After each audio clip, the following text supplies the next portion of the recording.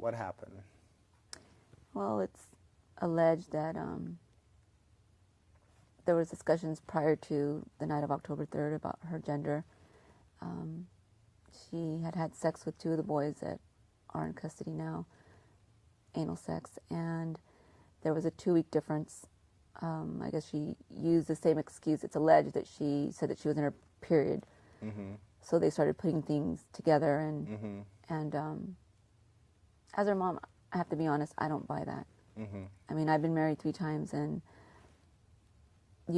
how do you just not know? Right.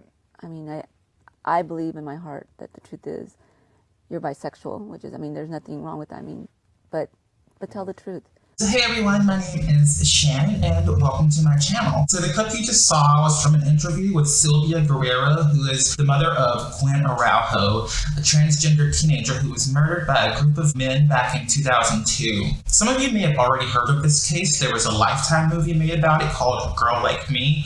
So hopefully I can explain over the course of this video why I feel inclined to agree with the statement Sylvia made in that clip, despite the fact that this theory contradicts the most widely and apparently almost unanimously accepted version of what happened to Gwen on the night that she was murdered. As will become clear over the course of this video, my position is that Gwen did not trick the men who murdered her. I think they knew that she was transgender. I think Gwen knew that they knew, and the reason that she did not explicitly say out loud to them, I am transgender, is not evidence of deception, though it has been interpreted that way. I think it's actually just evidence that she was playing by their social rules, and she was killed because those rules were too flawed and too far removed from the realm of reality. I'll explain what I mean. The story that the murderers themselves tell is that Gwen tricked 2 of them into having sex with her at different points by concealing the fact that she was transgender, tricking them. And when the men discovered the truth, they killed her in a fit of rage during the early morning hours of October 4th, 2002. It's the kind of murder that could be considered a more justifiable crime of passion and would come with a much less harsh prison sentence. So we may never know whether the killer's testimony really reflects the whole truth regarding how much they really knew about who Gwen really was. But it's odd to me that virtually no one has publicly questioned whether they were telling the truth about not knowing that Gwen was transgender, except of course for Sylvia Guerrero and like a few people in YouTube comment sections. So while I don't have a large platform, I hope that this video will inspire at least a few people to look at Gwen's story with a new perspective. So let's get started. Just to give you a warning, I know that when I go down the Gwen Araujo rabbit hole on the internet, every once in a while I'm trying to understand more about this case, it always upsets me. I recently rewatched the Lifetime movie on Gwen, as well as a documentary about her called Trained in the Ways of Men, and I can barely stand to watch either of them because it's so infuriating to see what happened to her. It's not a pleasant story to think about. With that being said, I'll just give you a rundown of who Gwen was and the circumstances leading up to her death. So, Gwen was born male, and as depicted in the Lifetime movie, she was raised by a single mother, Sylvia Guerrero. Interestingly, according to Sylvia, when she was pregnant with Gwen, she actually thought for sure that she was going to have a girl, and so she planned to name this girl Amber Rose, but to Sylvia's surprise, she actually ended up giving birth to a healthy baby boy. So she named this boy Edward Araujo Jr., and the family and most people usually refer to him as Eddie. However, from a very early age, Eddie showed all of the classic signs of a typical little boy who believes that he is a little girl. He was overtly very effeminate in his voice and mannerisms, which I think is an indication that he was instinctively looking to the females in his life for cues on how to behave rather than looking to the males. Eddie preferred to play with dolls and other girls' toys. He liked to help his mom with housework. In other words, he was a textbook case of what Dr. Ray Blanchard describes as a homosexual transsexual, which is a naturally extremely gender non-conforming person, meaning naturally feminine boy or a naturally masculine girl, who invariably grows up to be attracted to members of the same biological sex. Because of these circumstances, Sylvia assumed pretty early on that Eddie was just gay, which is the conclusion that a lot of people naturally draw when they notice these kinds of traits in their children. In any case, the fact that little Eddie was This way predictably led to a lot of social problems over the years. As tends to happen to children like Eddie, he was bullied relentlessly by kids his own age. Other little boys didn't want to play with him, and there were problems with some of his family members. Nevertheless, at age 14, little Eddie made the brave decision to confess to his mother that he didn't feel like a boy at all. Now here's the reason why Gwen's mom will always have my respect and admiration. So while Sylvia admits that she never even heard the word transgender until after Gwen had been killed, she was a true ally to Gwen, in my opinion. When Eddie told her that he felt like a girl on the inside, Sylvia understood that to mean basically that Eddie was gay, because that's what gay was to her, a boy who acted like or wanted to be a girl. So Sylvia's response was basically, I already knew that. I've been expecting you to come to me to talk to me about this for years. I don't think that Sylvia saw Gwen as a woman per se, at least not at that point.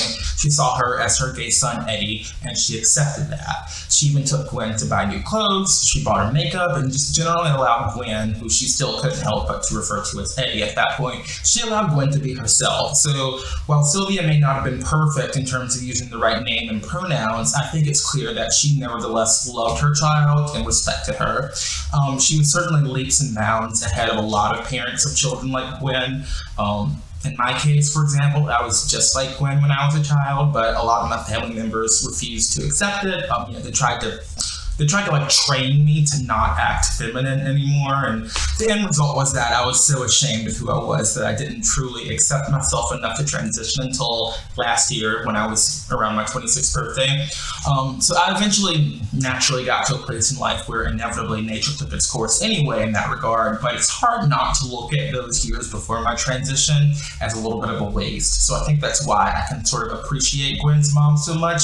Gwen's mom gave her the space to live her truth much sooner in life. So for that, I commend her. I think that she probably saved Gwen from even more heartache and feelings of shame that she might have had to endure if circumstances had been different. And so Eddie began to blossom into Gwen, naming herself after her favorite singer, Gwen Stefani. And like Gwen Stefani, Gwen Araujo experimented with different hair colors and makeup styles until eventually she became a version of the woman that she always wanted to be.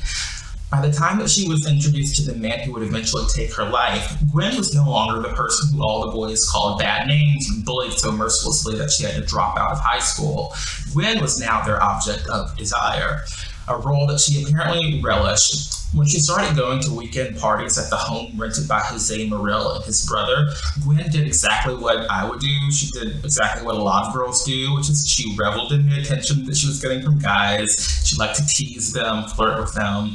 I can only imagine that must have been an exhilarating experience for her to finally be treated the way that she could have only dreamed of having been treated before. And while Gwen may have been enjoying herself, there was someone else at those parties who apparently also noticed Gwen, as well as the attention that she was getting, and didn't like it. That person was Nicole Brown, a woman in her early 20s who was dating Jose Morel's brother Paul at the time. Notably, in the Lifetime movie, as well as in multiple true crime shows that give fictionalized depictions of what happened to Gwen, Nicole is always depicted as being envious of Gwen. Did the defendants believe it? I don't know. When you first suggested to them what happened? They laughed. They said I was jealous because she was prettier than me. Maybe that depiction is fair, maybe it isn't.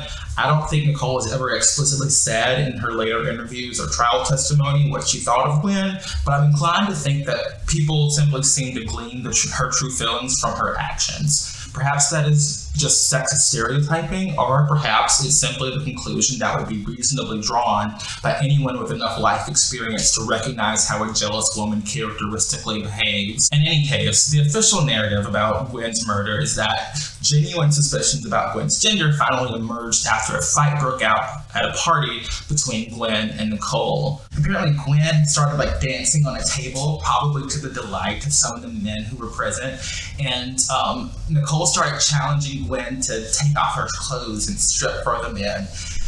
There aren't many other details available about how that conflict emerged between them. I'm guessing, given that Gwen was dancing on a table, that there was alcohol involved. But apparently they somehow both got upset with each other and started getting physical.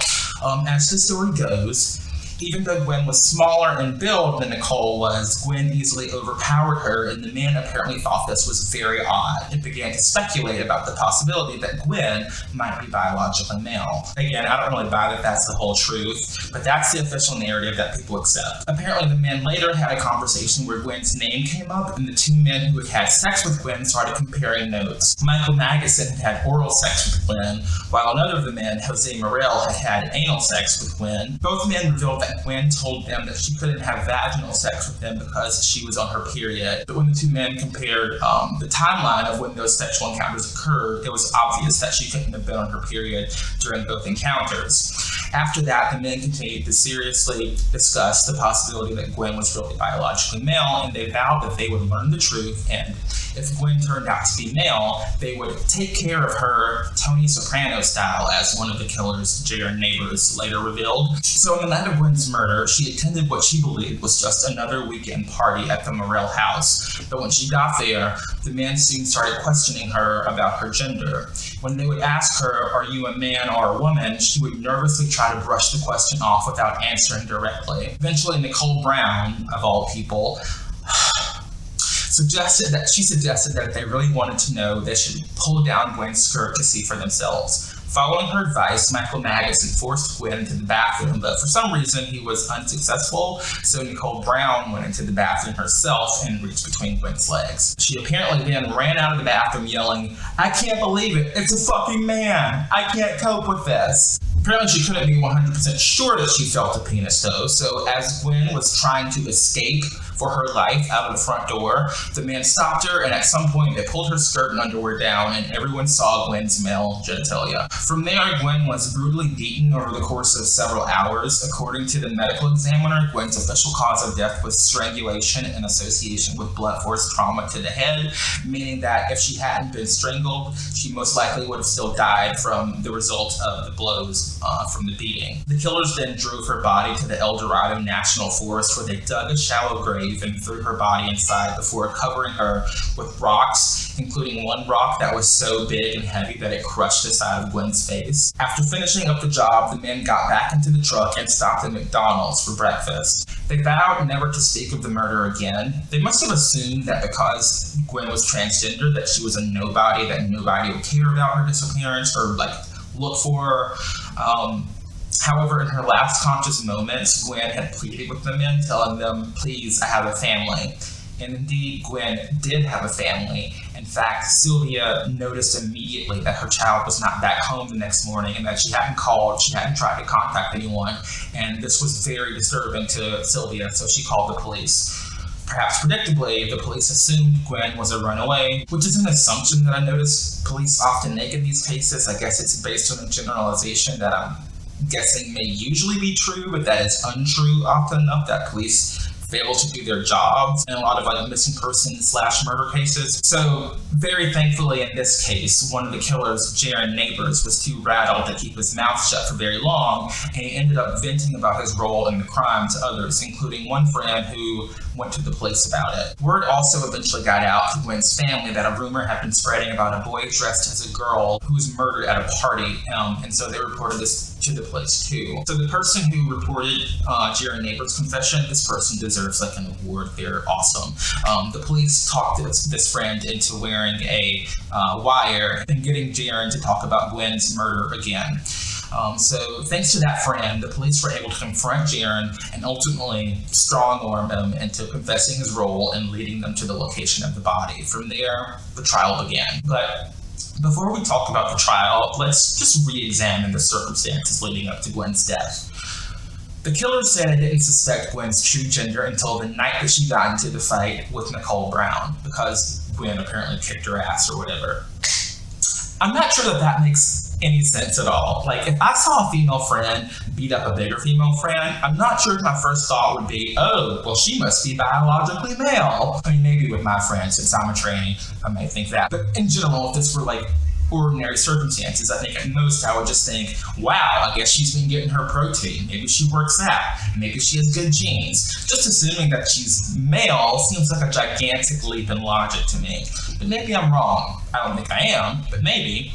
To me, when I hear this version of events, I'm inclined to think that the idea that Gwen was biologically male had already been ruminating in these people's minds before the fight, and perhaps the fight was just one more of several blatant pre-existing indicators that were making it harder and harder for the people who attended those parties to plausibly be able to continue denying what everyone there all already knew. So when I was researching this case, one of the most surprising details, well, not really surprising, maybe damning is a better word. One of the most damning details that I read was that Jaron Neighbors, one of the men who assisted in Gwen's murder and burial, apparently voiced his suspicions about Gwen's gender on the first night that they met. Apparently, after Gwen, who when she was going to those parties, she was going by the name Lita, so they knew her as Lita. Anyway, after Gwen/Lita left the party, that first party that she went to at the Morrell house, Jaron Neighbors felt compelled to ask the rest of the group, could this be a dude? So even though Jaron said in his trial testimony that he wasn't really being serious when he initially floated that idea, and that the rest of the group apparently just laughed it off, to me, I feel like that's not something that you say unless you really think it. In fact, Jaron apparently also commented on Gwen's facial features, the size of her hands, the scratchiness of her voice. To put it bluntly, in transgender terminology, Jaron clocked her that first night. That's what it sounds like to me. And the more I learn about Gwen, the more that actually makes sense. I saw an interview with Sylvia where she mentions an incident in which Gwen frantically called her to pick her up after she had been roughed up and kicked out of a different party at a different house by a different group of men because they had recognized that she was transgender. It sounds to me like this was not an easy thing for Gwen to hide. It sounds like she was still, like a lot of trans girls, she was still clockable in some senses. I'm not sure about how clockable she was in the last weeks of her life. There really aren't that many pictures of Gwen online, so it's hard to grasp exactly what she looked like during the weeks that she attended those parties. I found some sources that say that she was on hormones at the time of the murder. Then I saw other sources that said that she was planning to start hormones and eventually get surgery. So I really don't know what's reasonable to assume about how much her face and body had changed at this point.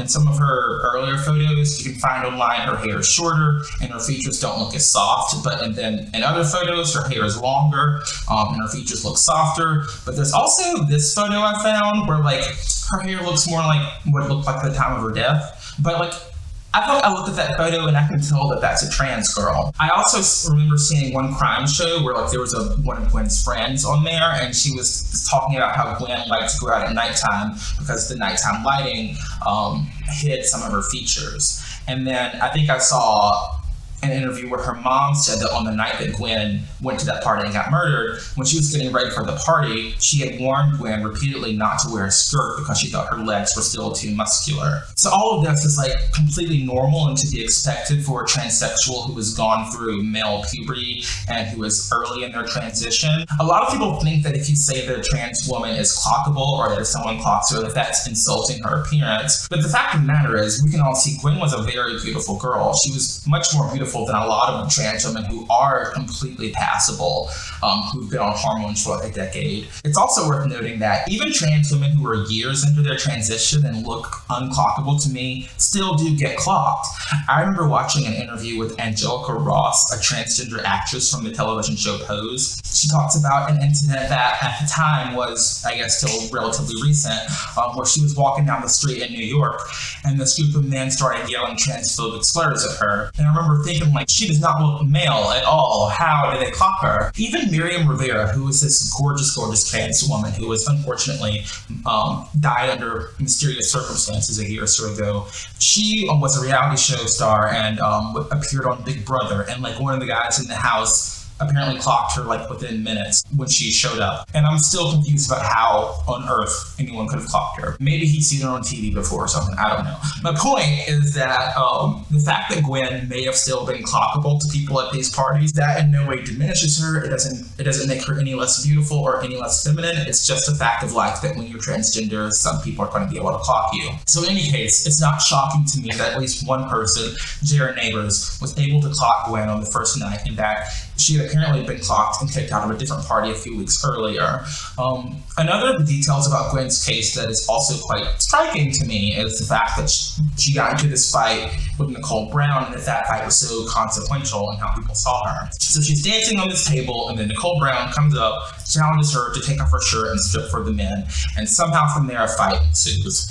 That sounds like a strange build-up for a fight, don't you think? I mean, think about it. Why would Nicole challenge Gwen to strip? Why would Gwen get so upset by this challenge? Those are questions you might ask if you didn't already know that Gwen was transgender. I think that, like Jaren Neighbors, Nicole had already clocked Gwen, knew she was transgender. I think she clocked Gwen. I think she was very irritated that Gwen had just strolled in to these parties and was suddenly getting all this attention from these guys. And then now here she is dancing on a table. Who does she think she is? I think she challenged Gwen to strip naked because she knew that Gwen couldn't do that. She knew that if she stripped, she would have to reveal her male anatomy. I think Nicole was taunting Gwen, and I think Gwen understood that was what Nicole was doing, and that's why she got so pissed off at her. So at this point, I think we can know for certain that at least Jaren Neighbors and Nicole Brown have clocked Gwen well before the night of the murder.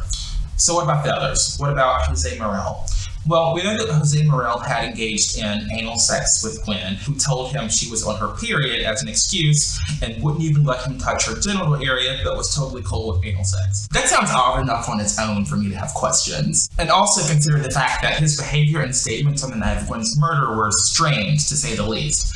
After Gwen's true biological sex was revealed that night at the party, Jose apparently cried, vomited, and as if in a catatonic state, he kept repeating out loud, "I can't be fucking gay, I can't be gay, I don't like men, I'm not gay." And Nicole Brown tried to comfort him by saying, "I shit you not," something to the effect of course you're not gay, everyone knows you're not gay, you were a football player in high school." I mean, obviously there's a noticeable correlation between being feminine and being gay, so like it makes sense that Nicole would try to like reassure Jose of his masculinity. But you have to admit, like, that whole conversation just sounds goofy. The whole premise of the conversation seems goofy. Why on earth would Jose think that being tricked into having sex with what he thought was a beautiful woman, why would he think that that made him gay? Yet another weird, gigantic leap in logic. Well, I think if Jose had actually really been fooled by Gwen, if he really had no doubt in his mind when he slept with Gwen that she was a woman, then there would be absolutely no reason for him to now question his sexual orientation. He would have just been upset about having been tricked. So, given this, I can only assume that the reason he was worried that he might secretly be gay is because he knew Gwen was trans when he slept with her. He just perhaps did not completely acknowledge it to himself. That's really the only explanation that makes any sense to me. And I don't think I'm the only person who has thought of this, even if no one has publicly stated an opinion that Jose was probably really just ashamed of being trans attracted. I remember when I watched, I think it was the documentary Trained in the Ways of Men, there was an expert on the case on there, I think it was an attorney, but don't quote me on that, who was interviewed in the film and said something to the effect of, the idea that Gwen was a man was something that bothered Jose a lot more than it bothered the other men. And he said, I can only speculate about why that is. So I think that this is something that reasonable, intelligent people would generally have enough real-world knowledge to pick up on, some more so than others, even if they are not necessarily familiar enough or don't have the personal incentive to like take that reasonable suspicion all the way to its logical conclusion. If my suspicions are correct, then that means Jose Morel is yet another person who we can say clocked Gwen pretty much from the get-go. It is entirely within the realm of possibility that Michael Magazine may have been the only one who didn't clock Gwen before he let her perform oral sex on him. But what are the odds? I mean, like, why would he be so much less perceptive than his other friends? It just seems odd to me that that would be the case, but I mean, it's possible. The other possibility, of course, is that he did know. Maybe that's his thing, maybe it's not. Maybe they were partying one night, he was drunk and feeling good, Gwen was into him, and on that night, he was okay with it. People make different decisions whenever they're intoxicated and they're feeling good. They're less inhibited. They care less about what other people might think, at least if those other people aren't around to say what they think. And so they make different decisions. I think that although these people knew that Gwen was trans, I think a lot of them still didn't think of her as a man. What's interesting is that even after Gwen's death, the men still mostly referred to her with female pronouns. That's pretty significant. I think that in all reality, if we're all hell broke loose, I think they looked at her as someone who was pretty and feminine, and I think as long as Gwen wasn't acting overtly like a dude or otherwise making herself conspicuous, people were fine with pretending that they didn't know she was trans. That was what allowed her to be a part of that space and go to those parties and have some semblance of a normal social life. It wasn't necessarily that she had to pretend that she was a real girl, it's that she had to allow the other people to pretend not to know what she was. There's a scene in the Lifetime movie, A Girl Like Me, where I think the dialogue perfectly sums up the dynamic between Gwen and her eventual murderers, although the dialogue comes from a different character. Ironically, it's one of the scenes in the movie that I find particularly difficult to believe actually happened in real life. The movie includes like this ridiculous subplot in which Gwen has a 9-month romantic relationship with a man who we're apparently supposed to believe had no idea that she was trans for an entire 9 months. Unsurprisingly, I can't find any article or documentary footage or like real life interview that makes any mention of this man and this relationship ever having existed in real life. It's probably just something that they wrote for the movie to like aid with the plot. In any case, the fictionalized version of events shows Gwen meeting this handsome man at a wedding, which leads to a romantic relationship, which leads to Gwen inexplicably bringing him to her house for a family dinner without clarifying with her relatives beforehand that they would have to play along with pretending that she was a biological girl. Again, none of this ever happened in real life, but in the movie, after the dinner, the fictionalized mom tracks down the boyfriend at his job and reveals Gwen's secret, believing that she is saving both him and Gwen from deeper heartache that both would experience if Gwen would go on for too much longer pretending that she was a normal girl. Even though I'm certain this part of the movie was indeed fictionalized, it leads to a scene where fictional Sylvia has a particularly compelling exchange of words with an unbelievably precocious version of Gwen's younger brother, wherein the younger brother drops this bombshell of an observation. You think I shouldn't have told him? You know, maybe he knew, and it was okay, until you made him say it. I think that's basically what happened with Gwen and her killers. I think things were okay at those parties. The dynamic was working until people like Nicole Brown felt motivated to force the men to acknowledge that Gwen was transgender. I'm not going to go into what I personally think all of Nicole's motivations were, how culpable I think she really is, but suffice it to say, I think that Nicole deserves to be in jail too. She claims that she and her boyfriend left the house before Gwen was killed, but even if that's true, it's obvious that she helped instigate the attack. She made no legitimate effort to stop it. She didn't try to get help, and she didn't go to the police, even though she was there for at least part of the attack. That being said, I don't want to sound like I'm putting all the blame on Nicole. I'm just trying to explain what I think the social dynamics were. In truth, though, the men themselves, they were the ones who were morally corrupted enough and callous enough to do this to another person, to put them through hours of torture, brutal torture, and kill them. Morally speaking, I think everyone involved in what happened to Gwen that night has a lot to answer for. Each person had their own motivations, their own insecurities, and twisted rationalizations for why they did what they did. But ultimately, those people's individual motivations led each person to join forces to do something completely inexcusable to someone else. And to add insult to injury, Gwen's family didn't truly get the justice that they deserved. First of all, the first attempt to convict the people responsible for Gwen's death ended in a mistrial. And of the 4 men who were convicted in the second trial, only one of them is still in prison, Michael Magidson. None of the men were convicted of the hate crime enhancement sought by the prosecution. Jaron Neighbors was able to negotiate a sweetheart plea deal. In exchange for testifying against his friends, he received a voluntary manslaughter charge that carried only a maximum sentence of 11 years. Another of the men, Jason Cazares, can only be proven to have helped with Gwen's burial, but claims to have been outside smoking cigarettes during the beating and murder. So Jason pleaded no contest to manslaughter and was sentenced to 6 years in prison. Meanwhile, Michael Magidson and Jose Morel received the harshest convictions. Both were convicted of second-degree murder and sentenced to 15 years to life in prison, but Jose was granted parole in 2016. So Michael is the only one who hasn't been released, largely because he showed no remorse at the sentencing, showed no remorse for years and years of his parole hearings. At his latest parole hearing, he claims that he needs more time in the system to receive drug and alcohol treatment. So I think that all of these men should have been given life sentences, both because that's what they deserve and because their conviction inevitably serves as an example to society. The fact that most of them served barely any time in the grand scheme of things, I think that ultimately sends a message to society that killing a transsexual is not as risky as killing someone else. Still, I do think it means something that the men were brought to trial in the first place, that they were forced to face some sort of meaningful reckoning for what they had done. And the fact that this case was high profile enough to get a Lifetime movie made about it is an indication that society has definitely made progress. It helps society, I think, for people to understand that you can't just go around murdering people because they make you feel like their sexuality is being threatened, or you think those people are weird, or whatever it is. I think the events that occurred during the Gwen Araujo murderer's trial are a perfect indication of where society was collectively in 2002 in terms of accepting the reality of trans people and trans attracted men.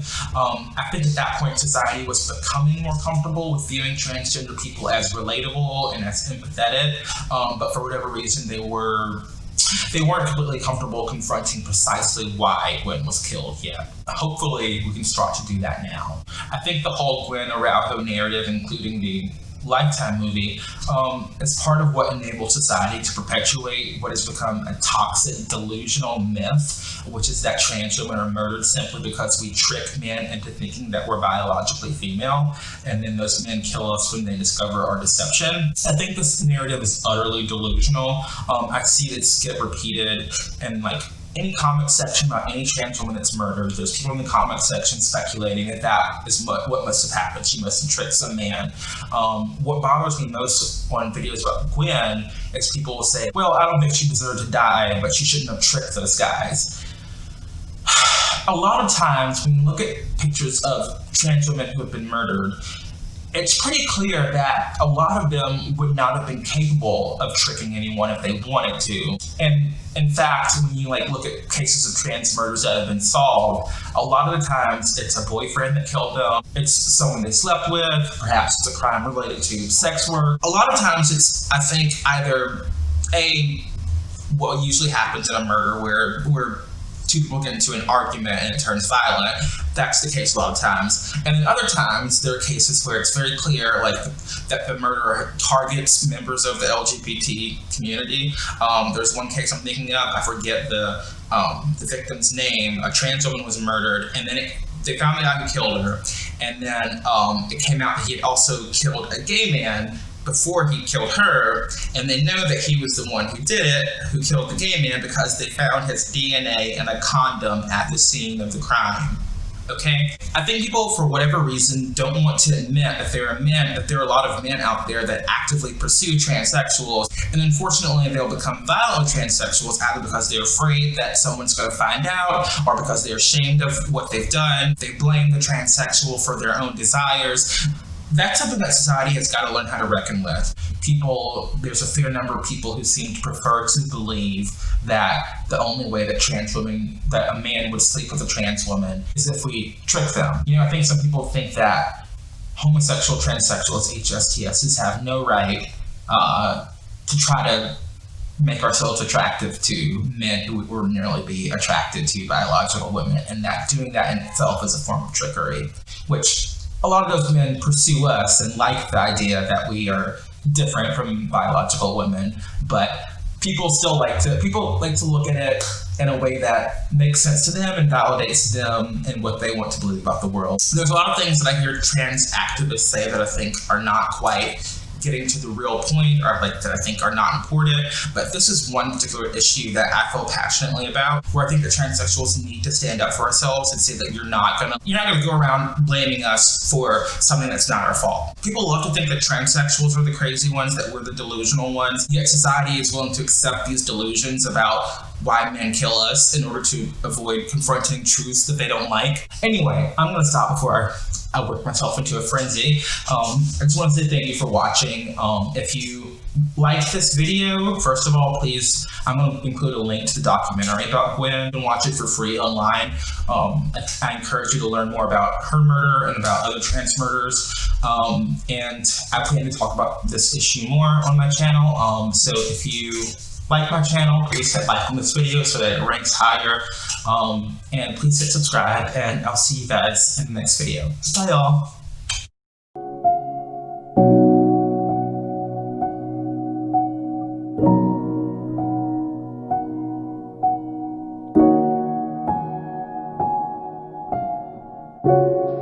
Well, this is a very joyous day for Gwen, for myself, and for my family.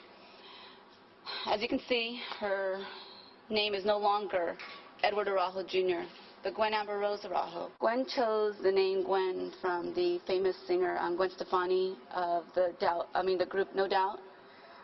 She identified with the lyrics, and if you buy any of her music and hear any of her songs, you know, I'm just a girl, magic's in the makeup, underneath it all. It's pretty self-explanatory. And I chose the name Amber Rose because when I was pregnant with Gwen, I felt that I was having a little girl, and I'd chosen the name Amber Rose. So we compromised to Gwen Amber Rose Araujo.